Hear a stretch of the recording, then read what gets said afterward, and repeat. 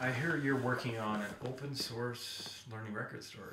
Is that true? Is that rumor true? Yeah, that's right. So we're working on an open source learning record store called Learning Locker, and that sort of journey began about a year ago, where we were working on a project to try and allow individuals to start taking ownership of their learning data. Especially in the corporate world, same in education, we've been busy capturing what it is people do and kind of keeping it to ourselves. But really, especially as we start to get into the Experience API and a sort of more granular level of detail and data, there's a lot of data that we're starting to own about people that really is theirs. And actually, that was kind of our point there. What can we do to give some ownership back to the individual?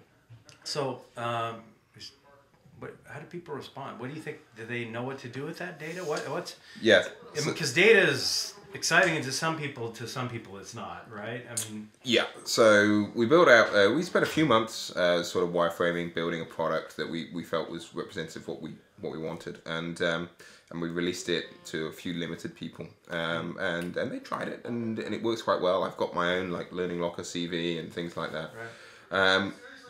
But yeah, it became obvious pretty quickly that 99% of people would not apply to do this. It was quite a lot of work, and owning your learning data is fundamentally dull at the end of the day, especially when it comes in these sort of little triplet forms. Ben read the book. I mean, that would be a big example. Ben read a page is more likely to be what the sort of data you're getting. This isn't interesting at that level. So you got to find a way to think about how we can aggregate that up and how we can not start at zero. Because if you start at a blank page and say, okay, from today I'm gonna start owning my learning record, you've got to do a lot of owning before you've got any record that's of real use. And that's the trouble with statistics. It's really about the sampling, right? How large the amount of data is. Exactly. So this is when sort of back in October 2013, something like that, we decided to pivot. We decided to change, and we kind of made this decision that actually, what we should do first is we should tackle organizations. We should get organizations owning their data in a way that was more normalized, more standardized, adherent to standards, and from there we could then give ownership of that data to individuals. So we started to try this out a few times, whereby an organization would collect some data on behalf of its learners for a few months and then present them with a learning record of what they'd achieved. And at that point, individuals took to that much more readily. It was kind of like getting one of those coffee stamp cards that you get, but with like 3 or 4 of them already punched in. You're kind of like, geez, I'm halfway there now. This is worth keeping. And so actually, this is where we thought, okay, now we're maybe onto something. Right. Are you helping him kind of parse that? Are you helping him kind of understand what that means? Yeah. So the project at that point sort of took on a different life, and we decided that we were going to do this in a very open source and sort of community led way. That started out with the individual, because if we were going to allow an individual to own their learning record, then it kind of always felt like they had to be able to own the software that went with it. Otherwise, you're kind of like, it's just another service that somebody else owns and somebody else runs. So we'd always envisaged this as an open source thing. Right. And so when we made the switch to doing it for the organizations, we kept the same ethos. We wanted to still be open. So at that point, started putting together governance boards from people in the UK, US, Europe, to sit and help advisors and think about how we can fundamentally enable organizations and individuals to deal with learning data in a better way. So now we have our mission fundamentally is to enable organizations' needs, but individuals' rights when it comes to learning data. So how are people responding to that? What do you find that they're you come back with this data? What are they doing with it? What are they doing to help their organization change or move? So this is another issue behind the scene of collecting data. Is, the more we do it, the more we realize that you really have to start out with a purpose behind it. If you don't design with the data in mind, then you end up with a pretty shoddy end product. So, we live and learn, and these are some of the lessons that we're going through right now. There are some exciting looking ways that we're starting to feel like this data is going to become more useful. So you can look at learning design, for example, and suggest that an organization might look to refine its learning design based on some of this data. Sure. What are the sticking points? What are the things that people are failing at? We had one set of multiple choice questions, which is a pretty formal thing to still be dealing with, but we were dealing with it in this sort of new data-driven way, where one group of people from one set of people from a retail store failed a set of 4 multiple choice questions 58 times.